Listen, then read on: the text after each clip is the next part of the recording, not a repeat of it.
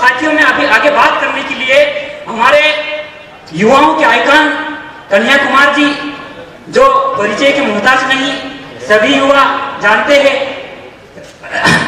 भारतीय राष्ट्रीय छात्र संघ के राष्ट्रीय प्रभारी कन्हैया कुमार जी को ससम्मान आमंत्रित करता हूं। कन्हैया कुमार जी आए और अपनी बात रखें।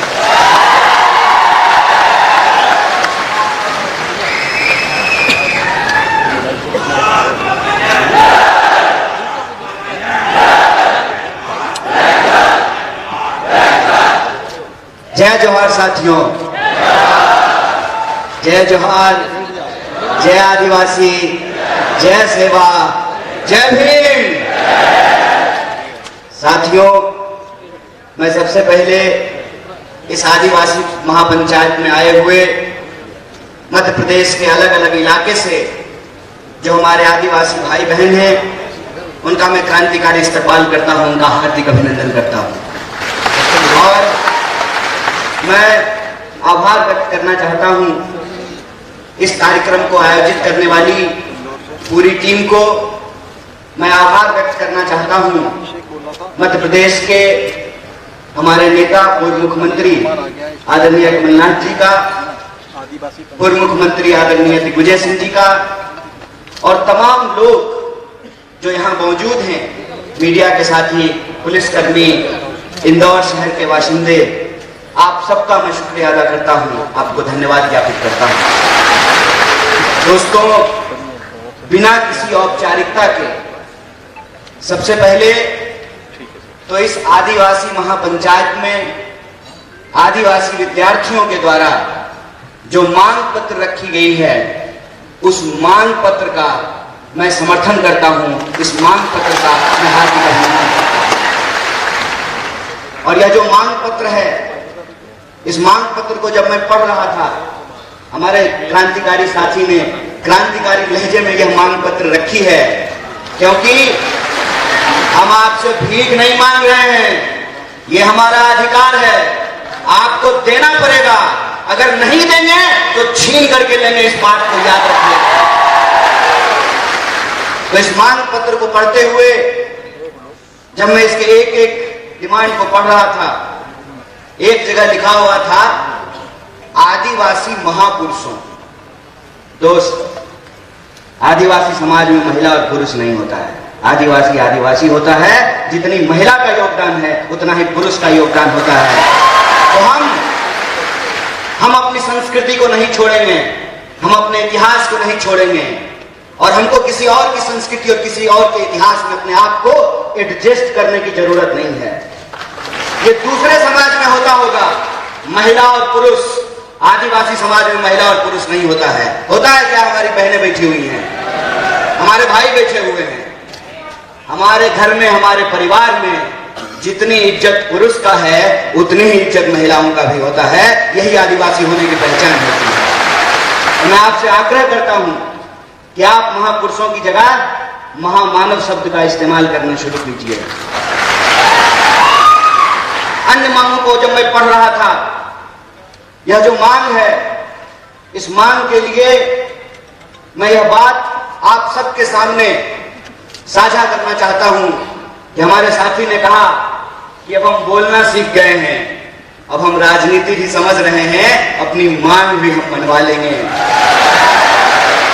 और यह जो बोलने का इतिहास है, यह एक लंबा संघर्ष है, एक लंबी लड़ाई है। और इस संघर्ष में आपने बार बार देखा होगा कि किस तरीके से हमारी लड़ाई को गुमराह करने की कोशिश की जाती है, उसको भटकाने की कोशिश की जाती है। सबसे पहले जो हमारी पहचान है आदिवासी, उसको आजकल वनवासी करने का प्रयास किया जा रहा है। बोलिए, अगर वन में रहने वाले लोग वासी हैं तो जो लोग फ्लैट में रहते हैं उसको फ्लैट वासी कहना शुरू कर दें क्या?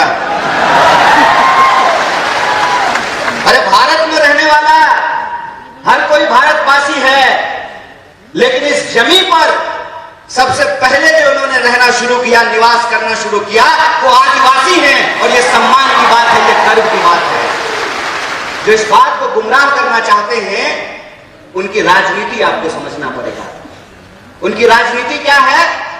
उनकी राजनीति यह है कि आपका जंगल काटने के लिए आप कुल्हाड़ी का इस्तेमाल करते हैं, लेकिन उस कुल्हाड़ी में जो लकड़ी लगी होती है वो किसी पेड़ की ही लकड़ी होती है।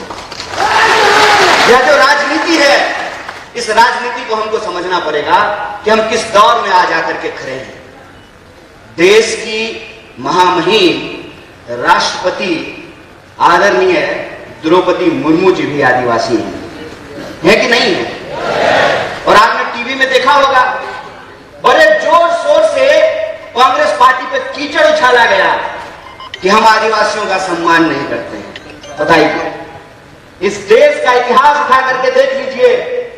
पंडित जवाहरलाल नेहरू वो पहले व्यक्ति हैं जिन्होंने आदिवासियों के प्रतिनिधित्व को संविधान सभा में सुनिश्चित किया, और यह सुनिश्चित किया कि अंग्रेजों ने जिस तरीके से जंगल के कानून बना करके आदिवासियों को उनके जल जंगल जमीन से महरूम कर रहे हैं, जंगल जमीन पे पहला अधिकार आदिवासियों का होगा, ये पंडित जवाहरलाल नेहरू ने सुनिश्चित किया। आप इतिहास उठा करके देख लीजिए, और मैं प्रधानमंत्री की तरह इतिहास में फेल नहीं हूं। पूरा नंबर आया है हमको इतिहास में, पूरा नंबर आया है। इतिहास उठा करके देख लीजिए कि जिनको डीनोटिफाइड ट्राइबल्स कहा जाता था, अंग्रेजों ने, जो हमारे महान नेता थे, आपने तांत्या मामा का नाम सुना होगा, आपने जो है धरती आबा बिरसा मुंडा का नाम सुना होगा। ये जल जंगल जमीन की लड़ाई लड़ने वाले हमारे महामानव हैं, आदिवासियों के महान योद्धा हैं, और इनकी लड़ाई में मुक्ति का मार्ग था, इनकी लड़ाई में आजादी का मार्ग था। इस लड़ाई के चलते जो इस देश के मूल निवासी हैं, आदिवासी हैं, उनको ब्रिटिशर्स ने, अंग्रेजों ने क्रिमिनल घोषित कर दिया था। आपको इतिहास जानना चाहिए कि सबसे पहले पंडित जवाहरलाल नेहरू ने उसको डीनोटिफाइड किया, कहा कि वो क्रिमिनल नहीं है, इस धरती पे उनका पहला हक है, वो पहले नागरिक हैं, पहले अधिकारी हैं। कांग्रेस के इतिहास की बात करते हैं।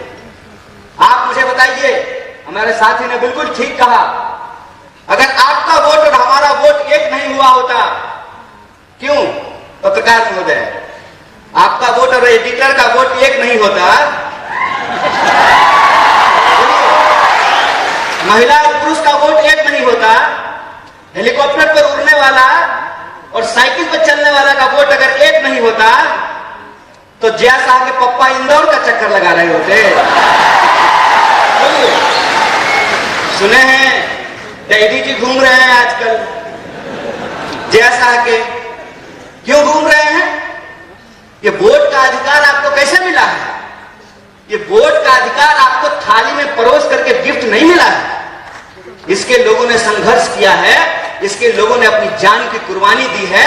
और आजादी का मतलब होता है कि किसी भी मनुष्य को, किसी भी मनुष्य के ऊपर शोषण करने का कोई अधिकार नहीं है, यह आजादी का मतलब होता है। और यही जो आजादी का मतलब है, इस मतलब को हमारे देश के संविधान की प्रस्तावना में लिखा गया है। क्या लिखा गया है? हम भारत के लोग, भारत में रहने वाला, चाहे हिंदू हो, मुसलमान हो, सिख हो, ईसाई हो, बुद्धिस्ट हो, जैनी हो, पारसी हो, यहूदी हो, हर कोई भारतवासी है ना। जब भारत में रहने वाला हर कोई भारतवासी है, तो चाहे गोंड हो, भील हो, उरांव हो, सभी लोग आदिवासी हैं। यह एकता हमको समझनी पड़ेगी, यह एकता हमको बना करके रखनी पड़ेगी। इनकी चालाकी आपने देखी, एक दूसरे से लड़ा रहे हैं। ये क्यों लड़ा रहे हैं? ये इसलिए लड़ा रहे हैं ताकि हमारी शक्ति आपस में बट जाए। मणिपुर जल रहा है, मणिपुर में मणिपुर के रहने वाले लोग को ही आपस में लड़ाया जा रहा है, और सरेआम आपके रूंगटे खड़े हो जाएंगे। यहां बैठी हुई महिलाओं से मैं हाथ जोड़ करके माफी मांगता हूं। बतौर पुरुष हमने ऊपर आपके ऊपर बहुत सारा अत्याचार किया है, इसके लिए हाथ जोड़ करके हम आपसे माफी मांगते हैं। शर्म आती है, शर्म आती है कि आजादी के 75 साल बाद भी बदला निकालने के लिए निर्वस्त्र होकर के आप एक महिला को घुमा रहे हैं, और आप कहते हैं कि हमने आदिवासी महिला को राष्ट्रपति बनाया है। आप एक आदिवासी महिला को राष्ट्रपति बनाए हैं और एक आदिवासी महिला को निर्वस्त्र करके घुमाया जा रहा है, और महामहिम अपने मुंह से एक शब्द नहीं बोलती है। यह बात हमको समझनी पड़ेगी कि लकड़ी काटने वाले कुल्हाड़ी में भी लकड़ी लगा होता है। इस राजनीति को हमको समझना पड़ेगा। हमको समझना पड़ेगा कि अगर वोट और आपका वोट एक है, महिला और पुरुष का वोट जो एक है, हेलीकॉप्टर पर चलने वाला और फॉर्च्यूनर पर चलने वाला और टूटी हुई साइकिल लेकर चलने वाला का वोट जो एक है, यही वोट की ताकत है कि ये जमहूरियत जिंदा है, यह लोकतंत्र जिंदा है। 5 साल के लिए ही सही, 5 साल के लिए ही सही, इनको जनता के बीच जाना पड़ता है, जनता की अदालत में आना पड़ता है और अपनी नाकामियों को छुपाने के लिए तरह तरह का झूठ बोलना पड़ता है। अभी हमको एक पत्रकार पूछ रहे थे कि गृह मंत्री ने कहा है मां बाप ने कितना सुंदर नाम रखा है, नरोत्तम, नड़ों में उत्तम, और काम कैसा है, निकृष्टम। कैसे है निकृष्टम? निकृष्टम ऐसे है कि भाई तुम सरकार चला रहे हो, 20 साल से तुम्हारी इस प्रदेश में सरकार है और तुम विपक्ष की तरह सवाल पूछ रहे हो।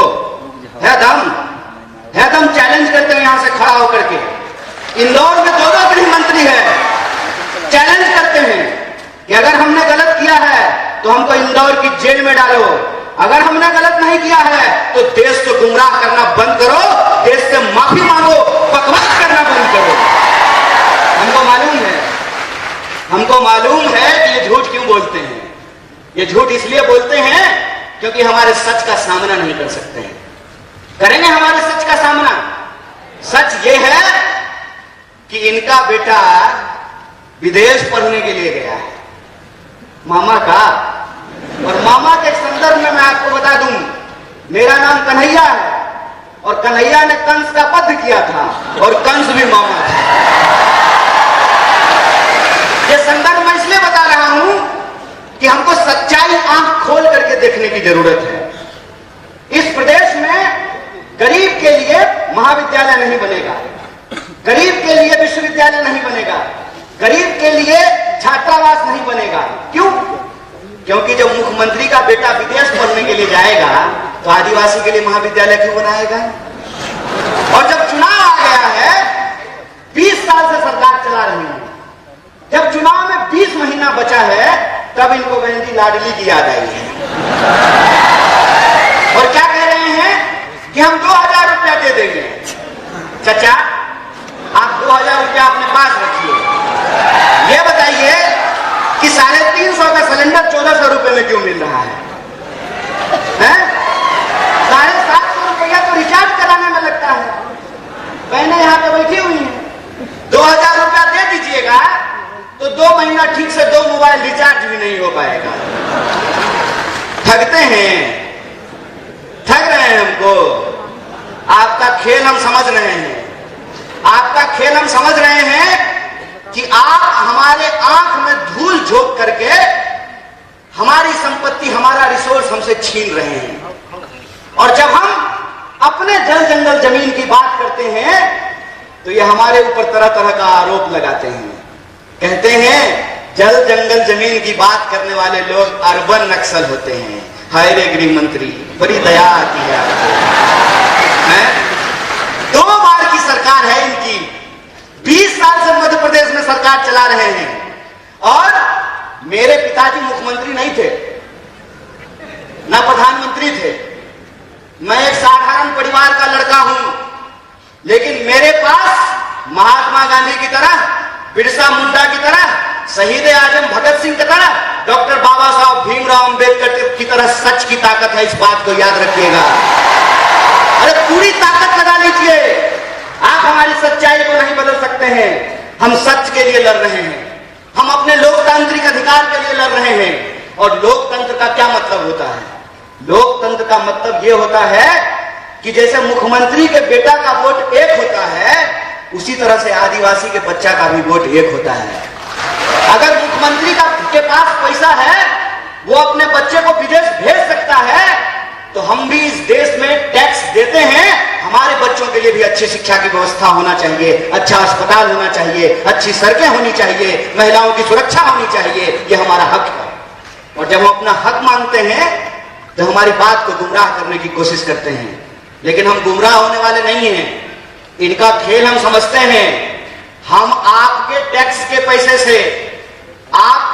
पैसे से हमने पीएचडी की है, हमने आपका नमक खाया है और हम नमक हराम नहीं है, हम नमक हलाल हैं और हम आपके साथ यह नमक का वादा करते हैं क्योंकि हम महात्मा गांधी की पार्टी से हैं और महात्मा गांधी ने नमक का आंदोलन कराया था और अंग्रेजों को धूल चटाया था। इस बात को हम इनको याद दिलाना चाहते हैं।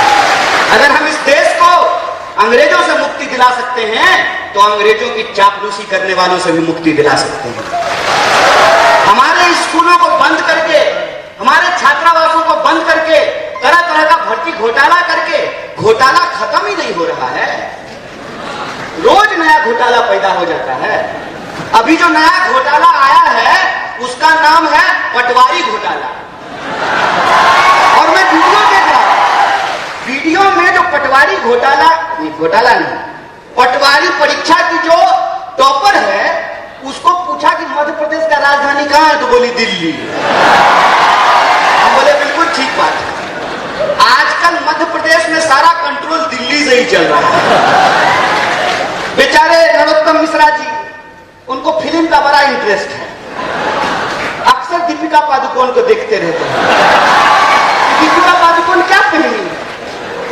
अरे राज्य चला लो यार, गृह मंत्री हो, तुम्हारे राज्य में सबसे ज्यादा महिलाओं के खिलाफ अत्याचार हो रहे हैं, सबसे ज्यादा आदिवासियों के खिलाफ अत्याचार हो रहे हैं, राज्य समझ में नहीं रहा है। कहते हैं ना, घर में नहीं दाने, अम्मा चली भुनाने।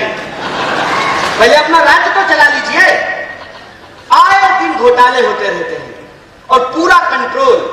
पहले इनको मुख्यमंत्री बनने का मन था, मुझे भी सूत्रों से पता चला है। क्या क्या चीज है? मीडिया के लोग यहाँ बैठे हुए हैं, बोलिए ना, डरिए मत। अरे लोकतंत्र है, सबको बोलने का हक है। अरे हम लोग तो एक नारा लगाते हैं, जगह है कितनी जेल में तेरे, देख लिया है देखेंगे। कितने लोगों को जेल में डाल देंगे? सच बोलिए, सच की ताकत होती है। पहले इनको कहा कि ऐसे ही उलझलूल बात किया करो, सोशल मीडिया पे पॉपुलर हो जाओगे। और जैसे पटवारी की परीक्षा की टॉपर को मध्य प्रदेश की राजधानी दिल्ली लगती है, इनको भी सत्ता का केंद्र आजकल दिल्ली लगता है। और जब चुनाव आता है तो दिल्ली इंदौर में घूमना शुरू कर देता है। आजकल दिल्ली इंदौर घूम रहा है। तो जब आ ही गए हैं नेकी और पूछ तो इनसे पूछ लेना चाहिए कि क्यों घोटाले पे घोटाले हो रहे हैं, क्यों आदिवासियों के खिलाफ अत्याचार हो रहे हैं, क्यों महिलाओं के खिलाफ अत्याचार हो रहे हैं, क्यों आपके द्वारा किए गए एक भी वादे पूरे नहीं किए गए। और जब चुनाव आया है, लाडली योजना, समझ रहे हैं साहेब, अपने लाडले के लिए लाडली योजना लेकर के आए हैं। साहब, ये सच्चाई हम देख रहे हैं। इस सच्चाई को मैं अपने आदिवासी भाई बंधुओं से कहना चाहता हूं, अपनी बहनों से कहना चाहता हूं कि ये मौका है कि जो 20 साल से आपने अत्याचार झेला है, उस अत्याचार का आपको बदला लेना है और उनको एहसास कराना है कि राजा का बेटा राजा नहीं होगा।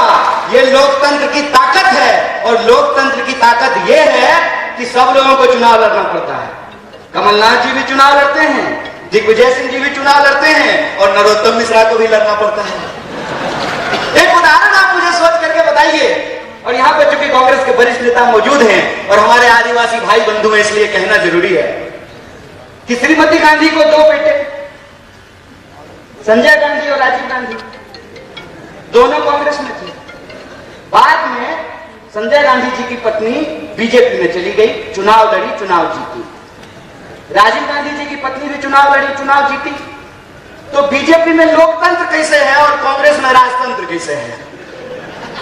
वहां जो बहु चुनाव जीती तो वो लोकतंत्र है, और श्रीमती गांधी की यहां जो बहु चुनाव जीती तो यह राजतंत्र है। हाय रे बेईमान, बेशर्मी देखे हो, बेशर्मी।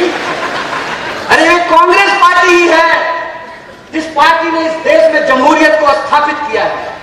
और ये जमहूरियत की ताकत है कि राहुल गांधी जब अमेठी से चुनाव जीतते हैं तो इनके नजर में वो राजतंत्र है, और वो मैडम जो है सास जो कभी बहू थी, है ना, वो जब अमेठी से चुनाव लड़ी है तो लोकतंत्र है। हाय रे चोरी। मैं तो यही कहता हूं कि अगर इस देश में पंडित जवाहरलाल नेहरू नहीं होते ना, तो नरेंद्र मोदी भी देश के प्रधानमंत्री नहीं हो पाते। अगर इस देश में गांधी नहीं होते, इस देश में अगर भगत सिंह नहीं होते, इस देश में अगर बिरसा मुंडा नहीं होते, इस देश में अगर डॉक्टर बाबा साहब भीमराव अंबेडकर नहीं होते, तो एक आंगनबाड़ी का बेटा खड़ा होकर के दो मुख्यमंत्री के सामने भाषण नहीं दे रहा होता। ये लोकतंत्र है और इस लोकतंत्र की ताकत को आपको समझना पड़ेगा। इसीलिए मैं अपने आदिवासी भाइयों और बहनों से कहना चाहता हूं कि जो आपका मांग पत्र है, ये मांग पत्र कोई ऐसे नहीं मानने वाला है। ये मानेगा आपके वोट की ताकत से, और आपको अपने वोट की ताकत दिखानी है।